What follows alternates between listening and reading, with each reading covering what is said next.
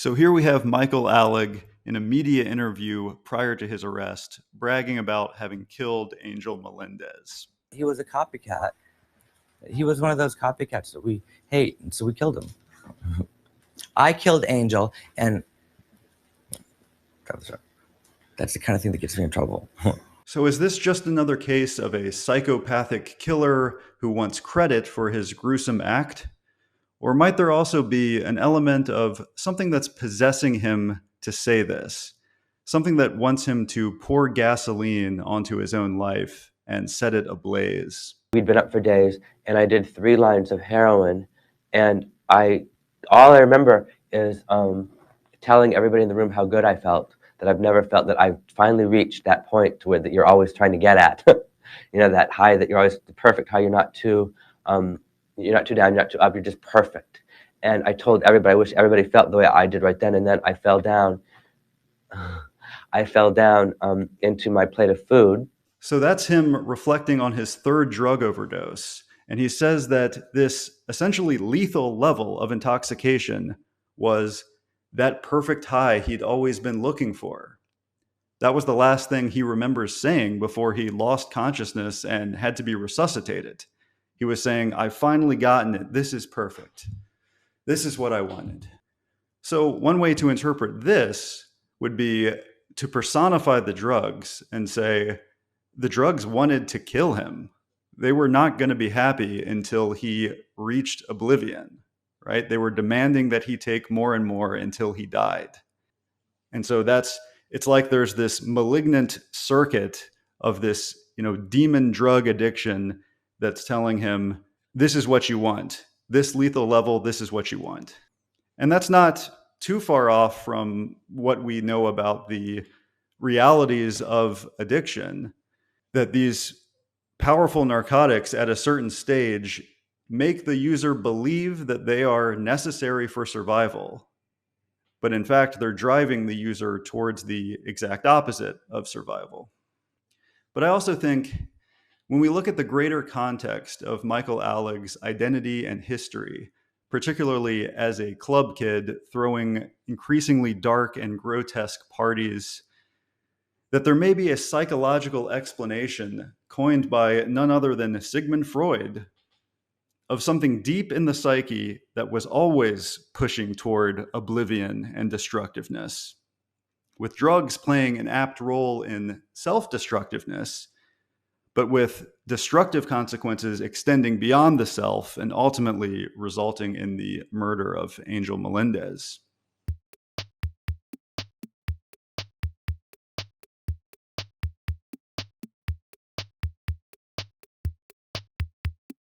So who were the club kids?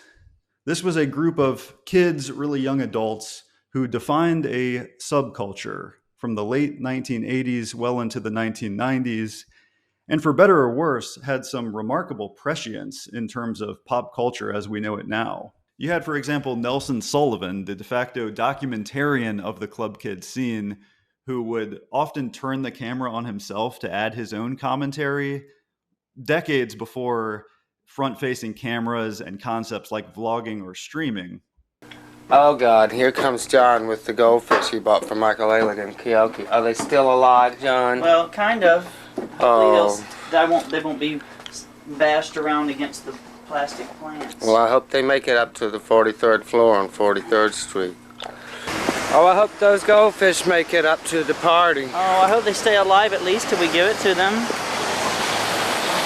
And the club kids subculture was intricately linked with music, the sort that we would now call electronic dance music, then called techno or house music. And I think at least since the 60s, music starts in the counterculture and somehow reflects the de novo drug of the time. Like in the 60s, you had LSD and Lucy in the Sky with Diamonds by the Beatles, that whole scene. In the 70s, you had cocaine and quaaludes, which were nicknamed disco biscuits. So the combination of uppers and downers with disco music and nightclubs. In the 80s, you had the onset of synthetic drugs. So you had cocaine still, but also dexedrine, which, Dexy's Midnight Runners was named after. And in the 90s, you had this kind of split where you had grunge music, which was basically about or reflecting heroin, and then you had club music, which was with the onset of ecstasy and especially ketamine or Special K. And so this 1990s pharmacological soup is what Michael Alig will find himself in. But how did he get here? Michael Alig was born in the small town of South Bend, Indiana. His parents divorced when he was 4 years old, and his father left the family. Michael and his brother were then raised by their mother, described as a bawdy, larger-than-life character and part-time catalog model, as well as about half of their time spent at a nanny's house one town over. These details and much more about Michael's early life comes from a book called Clubland by Frank Owen. And you can also see what appears to be his mother subtly endorsing some of young Michael's more subversive behaviors and interests in the documentary Party Monster, a Shockumentary. See the little finger there? He's just getting ready to. Just give him just one more notch. Right there is that little finger just getting ready. Including his earning the nickname the Candy Man at school by buying discount candy and then selling it to classmates at a massive markup. And we would purchase 20 candy bars, put the little discount stickers on, and he would jack them up by 200%. And in some possible foreshadowing, an interest in gore-laden B-horror movies. It was just horrible. More on that later. So Michael Alig was someone with significant attention-seeking behaviors. And I think his desire for attention was something that he came by honestly. Based on his early life circumstances, I think there may be a heritable component to some degree of attention-seeking as a trait. And regardless, I think he may have learned to seek attention with his mother as an exemplary figure, with his absent father and later split caretakers as the objects of his attention-seeking. The thing about Michael Alig, though, is that he didn't just fruitlessly engage in these attention-seeking behaviors. By young adulthood, he was quite successful at actually getting attention. And as it turns out, a tendency towards the histrionic is perfect for the role of New York City club promoter. A spectacle is exactly what these clubs wanted to draw people in. And a spectacle is what they got with Michael Alig. He was soon given free range over a series of regularly occurring club events, which he branded Disco 2000. And these parties had a definite outlandishness, with large costumed characters, and a definite degree of sexualization, with a hot body contest as the main event, and a combination of outlandishness and sexualization. But for a while, it seemed drug use, while happening, was not a primary focus for Michael. He may have been mostly enjoying a more natural form of intoxication as the organizer of these uber hip events and really the ringleader of this burgeoning subculture. And the attention he was getting, the stage he was on, seemed to only grow bigger for a while. He and the club kids were featured on daytime talk shows, including Geraldo, multiple times between 1990 and 94, as well as The Donahue Show, Joan Rivers, and others. But eventually, the apparent need to keep ratcheting up these parties, to keep outdoing himself, led to two noticeable developments.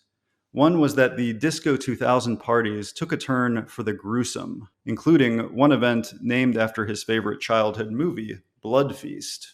The other was that Michael's substance use became habitual and extreme, with his favorite drug reportedly being ketamine, but often taken with a whole slew of uppers and downers, including the hardest versions of each of those.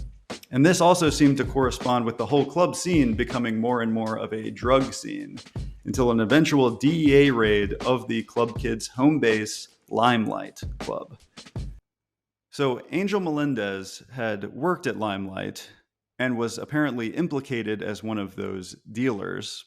When the owner had to capitulate and clean house after the DEA raid, Angel was fired. Unfortunately, this prompted Angel moving into Michael's apartment. And at this point, Michael Alig seemed to be using not only drugs, but also the people in his life.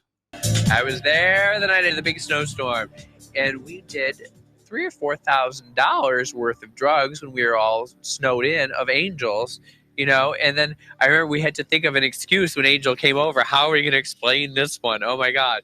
And Michael just sort of, oh, Angel, we did all your drugs, you know, and we need some more. The last thing I ever said to Angel was, what are you doing there? I can't believe you are still there. You are such an idiot. Move away. Get out of that apartment, Angel. What are you doing? For a while, there were 3 people living at that apartment: Michael Alig, another club kid named Robert Riggs, nicknamed Freeze, and Angel Melendez. Then on March 17th, 1996, Angel disappeared. Soon after this, Michael began confiding in others. According to his mom, he called her blubbering, and she couldn't make out many words other than him repeatedly saying murder, saying it was Angel, tiny little pieces, and what do? I don't know what to do. To a friend, Gitsy, Michael apparently gave a more coherent story. She wrote in her diary at the time, "He did something a week ago that I could never think he could do. He did away with Angel. I don't know exactly what happened, but I know it involved a hammer, money, and drugs. He cut off the legs and threw them away in the garbage, and then he put the rest of the body in a box. That box sat in the living room approximately a week. Recently, him and Freeze threw the body in the river." So this friend's plan was apparently to get Michael sober first and then get him to resolve this problem. However, that plan was not borne out. The box eventually washed ashore and the body was identified. The cops tracked Michael down at a New Jersey apartment where he'd been holed up using drugs, and his former roommate Freeze was also arrested, and within a few hours, Freeze confessed. In his statement, Freeze said he entered the room to find Angel and Michael on the ground in a violent struggle. Angel was on top and told Freeze to get out, while Michael was under him saying, "Help me, get him off me." Freeze struck Angel with a hammer, the third time causing Angel to fall to the floor. This had apparently incapacitated Angel, but did not kill him. According to Freeze, Michael then got onto Angel's chest and was strangling him first with his hands, then smothering him with a pillow, then poured Drano into his mouth and duct taped it closed. Both Michael and Freeze then moved Angel into the bathtub, and it wasn't until 5 to 7 days later that they decided they needed to do something with the body.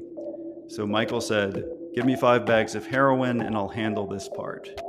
He then dismembered the body and put the identifiable portions in the box that they took in a cab to dump into the Hudson River. So an asterisk here, Michael has since denied certain particulars of this story, although never just denying it outright. He'll say things like, well, Freeze actually hit Angel with the wooden end of the hammer, not the metal end. And Angel died of asphyxiation, but Michael never smothered him. And the Drano was actually just something he put in the bathtub later once he realized Angel was dead, because for a while he thought Angel was just passed out unconscious. In 1997, both Freeze and Michael Alig pled guilty to manslaughter and were sentenced for 10 to 20 years. Michael Alig was released in 2014, and he was then met by a film crew, as some of his post-release time was to be included in the documentary Glory Days, Days with a Z, The Life and Times of Michael Alig. And so in this documentary, you can see after he's released from prison, he's hanging out with another former club kid, James St. James. They're gallivanting around Manhattan. They watch at least one movie about the club kids, the dramatized version of Party Monster, where Macaulay Culkin plays Michael Alig. Michael refers to him here as just Macaulay. And Macaulay's like this accent, this like weird British accent. And he's like, I'm going to watch the movie now. I was thinking like, am I going to have to start imitating Macaulay, imitating me in order for people to believe that it's really me? Because it's like, that's not how I am at all. But there are a few points where Michael Alig seemed to show psychological insights he had gained in prison. And none of you had anything to do with this, so it was extremely selfish. But I mean, that's kind of like that junkie mentality of like drag everyone. If I'm going down, you're all coming down with me.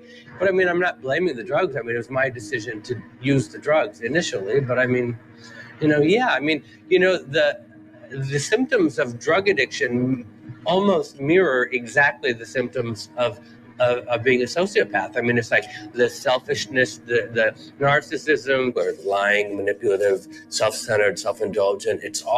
They're all very similar. The only difference is that a sociopath will be that way whether they're a drug addict or not. But the question is, was this sincere?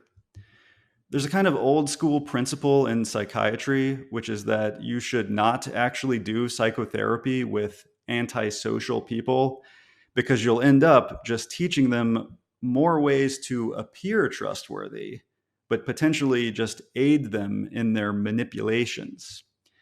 Now, this idea has been challenged with the not unreasonable question of, well, what can you do for antisocial personalities if not therapy, right? But I have to wonder if there was something to the old school idea, particularly when you contrast Michael Alig's insightful seeming statements with a later scene where he's joking and laughing with his friend about dumping Angel's body in the river. What a nice place to dump a disposable body. Oh, a great spot. We should come back every year. We should throw another body. We should throw a body over here. Now, they will go on to rationalize this with things like, it's been 20 years, all of the emotional processing happened a long time ago. And look, it was distasteful, but humor is just how we deal with things. But I don't buy it, honestly. While I do think gallows humor can be a useful tool in dealing with certain inevitable things in life, including death, I think dark humor works to diffuse emotions like fear or sadness, but not remorse. If someone were feeling remorse or regret about causing someone else's death, I don't see that as a jumping off point for jokes in healthy people, Making a mockery of that kind of situation doesn't feel right to me. I know I'm going out on a limb here. I don't know, maybe I'm just not as highbrow in my humor, right? But I think this is a sign that the desire to shock for the sake of attention is still present in Michael Alig at this point. I think this was a performance for the cameras, knowing the microphones were on and being unable to resist shocking the audience with this conversation. Incidentally, in a media interview after his prison sentence, Michael Alig would disclose that he was diagnosed with histrionic personality disorder, and he sounded pretty proud of that.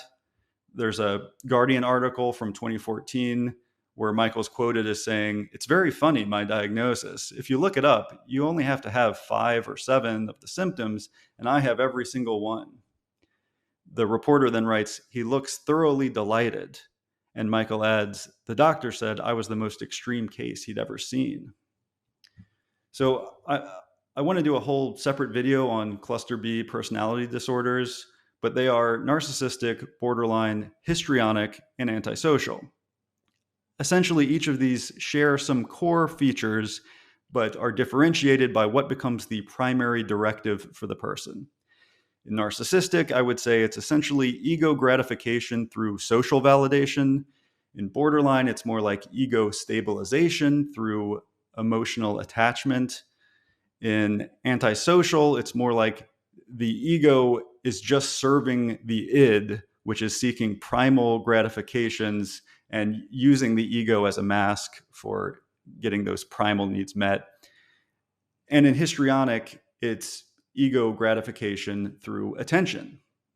So all of these personalities, I would say, are reactions to a deep-seated sense of being no good, right? The core belief is I'm no good. And then they're each seeking some means to correct that feeling. So in histrionic, it's like the answer to the question, how can I know I'm actually good despite feeling like this?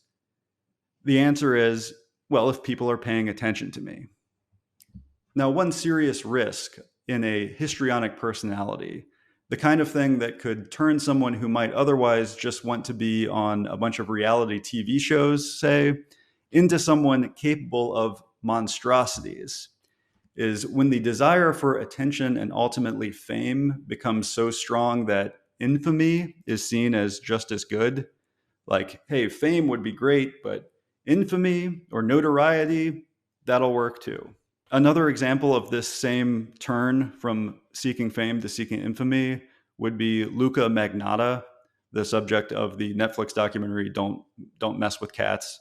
But for some reason, in this Michael Alig case in particular, this is one where I started thinking about one of Sigmund Freud's lesser known concepts, which is the death drive, as something that might explain how a histrionic desire for fame transforms into a desire for infamy.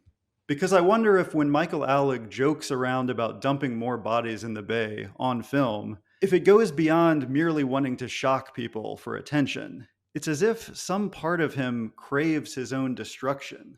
In that case, it was like he was trying to destroy his reputation, or at least potential reputation, as a reformed citizen after having served his time in prison. And it seems like the same sort of force that compelled him to say, "I killed Angel," during that media interview prior to his arrest. I killed Angel, and in that case, it was like he was trying to destroy his freedom, because who on earth would say such a thing if they didn't want to get caught? So the destruction of some form of the self seemed to be a common theme. I didn't want to give the wrong impression that you can commit a horrible crime and because of that, you'll be on the cover of the New York Post and you'll be in People magazine and Vanity Fair and documentaries and whatever. I don't think I'll feel completely free until all of this is over, and I can just wake up one morning and not have to go do an interview or have a film crew following me around. So on Christmas Eve of 2020, Michael Alig died of an accidental drug overdose at the age of 54. And I can't help but think this was the end point in an arc of destruction. So in light of this entire arc, let's talk about the death drive. Freud is a controversial and polarizing figure who espoused all sorts of things throughout his life. And his writings are not something I think we should just accept wholesale, but I think his influence on psychiatry and more impressively language and culture is undeniable. The whole notion of there being a subconscious and unconscious really didn't exist before Freud. Same goes for concepts of the ego and the id, which I just employed myself. Now, whether and which of his influences are more good than bad, I think is up for debate, but he was quite interesting and prolific. What's often forgotten is that he was actually a neurologist, and it was really his interest in things like what we would now call conversion disorders and psychogenic non-epileptic seizures, which neurologists often see. These are what seem to motivate his development of psychoanalysis. So to Freud, while he believed talking was the cure, he did believe the basis of these disorders was always biological. Mental phenomena were observable through introspection and communication, while active brain phenomena were not. But a lot of his language was otherwise actually quite analogous to known medical physiology at the time, like the idea that psychic distress might originate from a mental blockage and that you could then observe the ego's redirection around that blockage is basically equivalent to a blockage in the circulatory system with collateral blood flow around that blockage. So all of that's to say, when Freud was describing the fundamental drives, he was trying to describe physical properties. So the death drive, a drive towards death and destruction, was in Freud's own words, the, quote, tendency for organic life to restore to an earlier state of things, into an inorganic state. He also would describe it as, quote, a pressure towards death and a force whose function is to assure that the organism shall follow its own path to destruction. To my knowledge, he never actually referenced entropy, the physical phenomenon of matter always tending towards increasing disorder, but some post-Freudians have proposed that the death drive may be conceived as the expression of entropy in organisms. Now, Freud contrasted the death drive with libido, which is the fundamental drive towards life, creation, and reproduction, really. Remember, this is not long after Darwin, so to Freud, the idea of natural selection implied there was a force in organic matter which seeks not only survival, but reproduction. So a physical force driving that, and then in opposition, this other physical force, the death drive, which sought destruction. And these were intrinsic to our bodies and brains. And the reason Freud came up with the death drive is that it was the only way he could explain certain things. A subset of his patients seemed to be engaging in behaviors that were in clear opposition to their own self-interest, and in opposition even to their own pleasure or happiness, but which they couldn't stop. Behaviors like seeming to compulsively seek out and reenact damaging relationships or potentially traumatizing experiences, engaging in repeated and compulsive self-destructive behaviors, or in pathological and aimless aggression. So in the case of Michael Alig, substance use was clearly a self-destructive behavior. But the question is whether it was the primary cause of his subsequent destruction of life, Angel's and later his own, or was substance use itself just another symptom of the thing that was causing all of this destruction, perhaps an unbridled death drive. So let's think about his favorite drug, ketamine. Ketamine is an anti-NMDA receptor antagonist, which causes an increasing degree of dissociation up to the dose that causes a full anesthesia.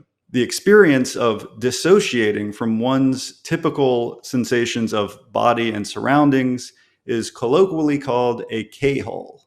Here is Alig's friend, James St. James, describing ketamine. I remember the first couple times I ever did it, and I was like, this is awful. Why on earth would I want to, feel like I'm underwater, Once you get past the K-hole, you can go into like K-land, which is what I call it.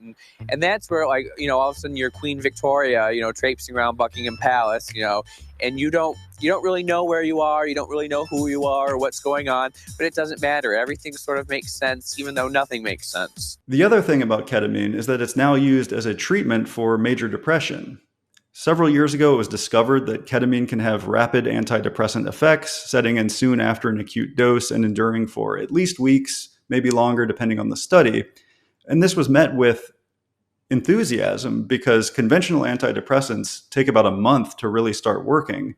So for severe depressive episodes where there may be a significant risk of self-harm, ketamine treatment in a controlled clinic setting became a viable option. Psychedelics like psilocybin have been garnering similar enthusiasm. Now, in terms of why these things benefit patients, I could talk about the current neurobiological theories, but for our purposes right now, I want to talk about what might be going on the psychological level. I would propose that psychedelics or dissociatives like ketamine have their utility in mentally stepping outside of your usual patterns, getting this altered perspective so that you can consolidate that new non-habitual perspective when you come back into yourself. If instead you keep redosing and end up basically keeping yourself in that altered perspective, there's no room for growth or point at which it's consolidated. You're basically just making this altered perspective your new normal. In perhaps spiritual terms, the mind-altering experience can be thought of as part of Joseph Campbell's hero's journey, which he said was a fundamental structure of human narrative found over and over in mythology, likely because it says something about our fundamental human experience, and thereby maybe as a structure in our brains somehow. So here's the cycle, right? You have a hero who's called to adventure, maybe has a supernatural aid, and that allows him to cross this threshold with helpers and challenges along the way. It ultimately finds oneself in the abyss, where there is some revelatory experience, which then leads to transformation, atonement, and return with a supernatural gift. So with ketamine or psychedelics, I would say it's about this transformation. You could conceive them as the supernatural aid, which allows for this journey into the underworld or the abyss, that there's a revelation there, and that then there's a transformation with the return of this gift of new insight back to your regular life, right? I'm proposing that for Michael Alig, perhaps the reason ketamine was his drug of choice was that it allowed at least a partial fulfillment of the death drive by allowing him to go into that abyss, that K-hole that became his new place to live, the underworld, right? It's like he and the club kids were just staying down there in the underworld, just hanging out, exploring the space, because it was fulfilling this death drive. And if you look at the aesthetics of the parties, it was hellish, ultimately. It was like, this is where they wanted to be, the underworld. Now, there may have been a time early on in the club kids when the creative forces of creating this subculture, having these social successes for Michael Alig, would have been the libido balancing against the destructive aspects of the death drive. Because in fact, how did Freud himself propose we deal with the death drive? Well, he said it was the role of the libido, the creative force, to redirect the death drive into external outlets that allowed for an application of the destructive impulse into mastery, was a word he used. So if your creative force lets the destructive force channel itself towards mastering some external thing, that's how to keep it from becoming pathological. Now, it can seem kind of strange, the idea that a destructive impulse is actually what's behind mastering something. But then if you think about some of the language we use even today for masters of their craft, sometimes there is something like, crushing it. Someone who's really good at something is crushing it. In surfing, you're shredding, right? If you're really good. Stand-up comedy, I would say, is where you see this most of all. The word for performing a good set is killing it, or even killing the audience, maybe destroying it. So for some reason, it seems like this works. This idea that mastery can be a destructive force is something we all sort of subconsciously seem to validate with our language, right? Now, in this case, whether the death drive is really what's going on, it's not really provable, right? But the question is there an explanatory power above what we would otherwise have if we think about the death drive here? I think there's always alternative levels of explanation. There's different verbiage for the same phenomenon oftentimes. Carl Jung, who was Freud's once follower turned critic, probably would have said the death drive is not some instinctual thing. It's not some entropic force. Really, my dear Sigmund, what you're talking about is the shadow self, which is something we have to integrate into our full selves, the shadow behind the mask. That's what underlies dark drives, but that can be integrated. How different is that from saying the death drive should be channeled into mastery? I don't know. But hopefully this was at least an interesting diversion into thinking about the Michael Alig case, and I do thank you for your attention.